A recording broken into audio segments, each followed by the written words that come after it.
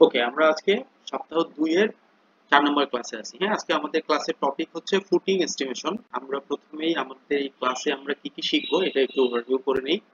To help student understand to the complete estimation process of footing works from site level activities to accurate quantity takeoff by using simple formulas, practical examples and real life calculation technique. আমরা সাধারণ formula, practical কিছু উদাহরণ সহ real লাইফে কিভাবে calculation করতে হয়, একটা ফুটিং এর ক্যালকুলেশন করে এস্টিমেশন করতে হয়, আমরা এই পুরো ক্লাসে এটা জানব। এবং এই ক্লাসের শেষে আমরা জানতে পারবো identify different type of footing used in construction, understand the step by step construction process on footing on site, accurately estimation excavation, PCC concrete এবং reinforcement quantities, apply unit conversion and weight formulas correctly, avoid common mistakes in footing estimation, think practically like a site ready civil engineer. আমরা জানতে পারবো footing এর types কত প্রকার কনস্ট্রাকশনে এবং step by step এটার কনস্ট্রাকশন প্রসেস কি এটাও জানার চেষ্টা করব এবং এটার এক্সকাভেশন, সিসি আর সিসি ঢালাই করতে এবং রিইনফোর্সমেন্ট হিসাব করতে কি করা লাগে বা কিভাবে এস্টিমেশন করতে হয় এবং এটাতে কি কি ইউনিট কনভার্সন লাগতে পারে এবং এটার ওয়েট কিভাবে বের করে এগুলো জানবো এবং এই ফুটিং এস্টিমেশনে আমরা কি কি কমন মিস্টেক করে থাকি এগুলোও জানবো এবং একজন প্র্যাকটিক্যালি সিভিল ইঞ্জিনিয়ার বা সাইট ইঞ্জিনিয়ার কিভাবে চিন্তা করে এটা আমরা ক্লাস শেষে জানতে পারবো বা বুঝতে পারবো।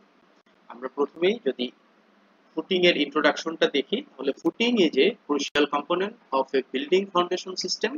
ইট distributes the load from columns and walls the soil below preventing settlement and structural failure. এটা আপনারা সবাই পড়ছেন, অনেকবারই পড়ছেন। এ পর্যন্ত যারা ডিপ্লোমা কমপ্লিট করছেন তারা তো অনেকবারই পড়ছেন, আর যারা সাইটে আছেন তারা তো অলরেডি জানেন। এখানে ফুটিংটা হচ্ছে বিল্ডিং এর সবথেকে গুরুত্বপূর্ণ একটা সিস্টেম বা ফাউন্ডেশন সিস্টেম। এটার মাধ্যমে বিল্ডিং এর যত লোড আছে এটা কলাম হয়ে ফুটিং হয়ে এটা মাটিতে লোডকে ট্রান্সফার করে এবং মাটির যে সেটেলমেন্ট বা স্ট্রাকচারের যে ফেল হওয়ার যে ঝুঁকি এটা প্রতিরোধ করে। ওকে, টাইপ অফ ফুটিং। ফুটিং মূলত আমরা 5 প্রকার দেখি। এইখানে আমরা ম্যাট ফাউন্ডেশনটা রাখি নাই, এটা আলাদা টাইপ ফাউন্ডেশন। এইখানে আমরা ফুটিং নিয়ে যেহেতু আজকের ক্লাস আমরা শুধু ফুটিং এর টাইপটা পড়বো। প্রথম ফুটিংটা হচ্ছে isolated footing. A single footing provided under the column transfer load directly to the soil. আমরা আইসোলেটেড মানে আমরা অনেকেই শুনছি এই ওয়ার্ডটা, করোনার সময় অনেকে আইসোলেশন, হ্যাঁ আইসোলেট করে রাখছি, এরকম অনেক কিছুই শুনছি। আইসোলেটেড মানে কি? আলাদা, সেপারেট, একাই থাকবে এরকম একটা ব্যাপার। আইসোলেটেড ফুটিং মানে হচ্ছে যেই ফুটিং গুলা একাই একাই বসে থাকে, একটা মাত্র ফুটিং, একটা মাত্র ফুটিং এর জন্য মাটি কেটে ঢালাই করে ফুটিং বানানো হয়, ওখান থেকে একটা কলাম উঠে। এই সিঙ্গেল যে ফুটিংটা বানানো হয় ওইটাকে আইসোলেটেড ফুটিং। কম্বাইন্ড ফুটিং কি? কম্বাইন্ড ফুটিং হইতেছে দুইটা আইসোলেটেড ফুটিং যদি একসাথে হয়, ভাই ভাই, এই ভাই ভাই ফুটিং কে আমরা কম্বাইন্ড ফুটিং। মানে দুইটা আইসোলেটেড ফুটিং যখন আলাদা আলাদা না হয়ে একই একই সাথে ঢালাই হবে বা একটা বেডের মধ্যে ঢালাই হবে ওইটাকে আমরা কম্বাইন্ড ফুটিং বলি। স্টেপ ফুটিং কি? স্টেপ ফুটিংটা হচ্ছে, স্টেপ মানে কি? স্টেপ মানে হচ্ছে কি, একটা ধাপ থেকে আরেকটা ধাপ আপ ডাউন থাকবে। মানে আমরা সিঁড়ির স্টেপ যদি ধরি, সিঁড়ি কি হয়, একটা ধাপ থেকে আরেকটা ধাপ আপ হয়। তো ফুটিং এর ক্ষেত্রে যদি 2 লেয়ারের কোনো ফুটিং হয় তাহলে আমরা ওটাকে বলবো স্টেপ ফুটিং। ইংলিশ গুলো দেওয়া আছে, আপনারা পড়ে নেবেন, আমি জাস্ট প্র্যাকটিক্যালি বোঝানোর চেষ্টা করতেছি তাহলে আপনাদের ইজি মনে থাকবে। স্লোপ ফুটিং কি? স্লোপ ফুটিং হচ্ছে এমন একটা ফুটিং যেটার দুইটা সাইড মানে একই লেভেলে, মানে টপটা একই লেভেলে থাকবে না, মাঝখানটা একদম উঁচু থাকবে এবং স্লোপে এজে গিয়ে মিলে যাবে। ঠিক আছে, এটা আমরা ছবি নিচে দেখবো, এটাকে আমরা স্লোপ ফুটিং বলবো। এটা চারপাশে স্কোয়ার থাকতে পারে, ট্রায়াঙ্গেল থাকতে পারে, যে কোনো শেপের থাকতে পারে, আর যখন থিকনেস আসবে কাস্টিং হবে তখন স্লোপে নামবে। কাস্টিং এর টপটা একদম প্লেন সারফেস থাকবে না, স্লোপে নামবে। ধরেন মাঝখানে একটা ফুটিং যদি এরকম, একটা ফুটিং যদি এরকম হয় পুরোটা, তাহলে পুরোটা এক লেভেল হবে না। এই যে মাঝখানে আমার যেখানে কলাম এইখানে সব থেকে উঁচু হাইট থাকবে আর তারপরে এই জায়গাগুলো স্লোপে নেমে যাবে। এখানে যদি আমার ধরেন 10 ইঞ্চি ঢালাই হয়, এইখানে হবে 8 ইঞ্চি, মানে এইদিকে ডাউন থাকবে, টপটা আপ থাকবে। ওকে, এরপরে আছে কি স্ট্রিপ ফুটিং। স্ট্রিপ ফুটিং কি? স্ট্রিপ ফুটিং হচ্ছে একটা কন্টিনিউয়াস ফুটিং যেমন ধরেন যখন আপনারা রিটেনিং ওয়াল করেন অথবা রিভার প্রোটেকশনের কাজ হয় অথবা বড় কোনো বেজ বা শিয়ার ওয়ালের কাজ চলে, তখন একটা টানা বেজ করে দিতে হয়, টানা ফুটিং করে দিতে হয়। এই টানা ফুটিংটাকে আমরা কি বলবো? Strip footing. ঠিক আছে? ফুটিং কনস্ট্রাকশনের প্রসেস কি কি? প্রথমে এক্সক্যাভেশন করে নিতে হয়, এটা তো আমরা সবাই জানি, মাটি কাটতে হয়। এরপরে মাটিটা কম্প্যাক্ট করে লেভেল করে কি করতে হয়? সিসি করতে হয়। এখানে পিসিসি মানে হচ্ছে প্লেন সিমেন্ট কংক্রিট, এটাকে আবার অন্য কিছু ভাবেন না, এটা হচ্ছে সিসি। সিসিটা দিতে হয়, সিসি দেওয়ার পরে রড বাইন্ডিং করতে হয়, তারপরে শাটারিং করতে হয়, তারপরে ঢালাই করতে হয়, তারপরে ঢালাই শেষে ঢালাই জমার পরে কিউরিং করতে হয়। এইটা একটা নরমাল প্রসিডিউর ফুটিং করার। ওকে, এখন এখানে টিপ দেওয়া আছে, always check soil level and compaction before পিসি।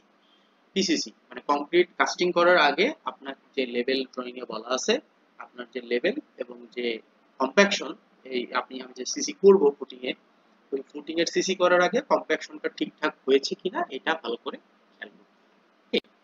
আমরা কিছু ছবি দেখবো এখানে। আমাদের এতক্ষণ ডেফিনেশন শুনেছি, ওই যে আমি বলেছিলাম যে আইসোলেটেড ফুটিং হচ্ছে কি, একাই দাঁড়ায় থাকবে। ওকে, একটা ফুটিং, এই যে এটা একটা ফুটিং, এটা একটা কলাম একাই দাঁড়ায় আছে, এটা হচ্ছে আইসোলেটেড।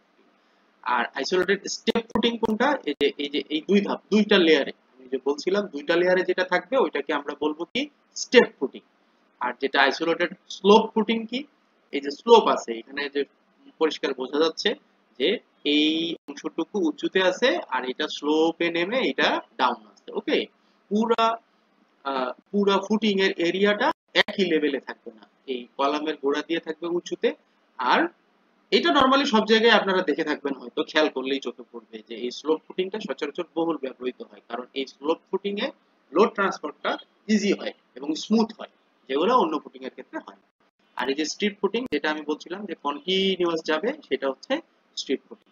আর কম্বাইন ফুটিং, এই যে দুই ভাই পাশাপাশি দাঁড়ায় আছে, দুইটা আইসোলেটেড ফুটিং ছিল, এটা মাঝখানে কি জয়েন হয়ে গেছে, দুইটা ভাই পাশাপাশি দাঁড়াইছে, এখন দাঁড়ানোর পরে ফুটিংটা কম্বাইন হয়ে গেছে। কম্বাইন মানে কি? যৌথ। দুইটা আইসোলেটেড ফুটিং যখন একসাথে ঢালাই হবে তখন ওটাকে আমরা বলবো কম্বাইন ফুটিং। ক্লিয়ার?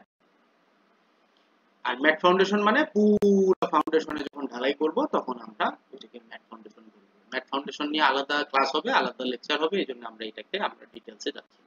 তাহলে ফাউন্ডেশন আমরা এখানে একটা হালকা আমরা একটা টাচ দিয়ে রাখছি, যেন আপনাদের কেউ প্রশ্ন করলে যেন বলতে পারেন। ফাউন্ডেশন মূলত দুই প্রকার, একটা হচ্ছে শ্যালো ফাউন্ডেশন আর একটা হচ্ছে শ্যালো ফাউন্ডেশন আর একটা হচ্ছে ডিপ ফাউন্ডেশন। ডিপ ফাউন্ডেশনে আপনার হচ্ছে পাইল ফাউন্ডেশন আর পিয়ার ফাউন্ডেশন, মানে হচ্ছে আপনার পাইলের উপরে যেই ফাউন্ডেশন গুলো দাঁড়াবে সেটাকে পাইল ফাউন্ডেশন বলে। আর শ্যালো ফাউন্ডেশন হচ্ছে এই যে ফুটিং গুলো যার নিচে কোনো পাইল নেই, এই শুধু ফুটিং এর উপরে বিল্ডিং দাঁড়াইলে ওইটাকে আমরা শ্যালো ফাউন্ডেশন। আমরা কিছু প্র্যাকটিক্যাল যদি দেখি, প্র্যাকটিক্যাল ফুটিং কিরকম হয়, তাহলে আমরা এই ছবিগুলো দেখতে পারি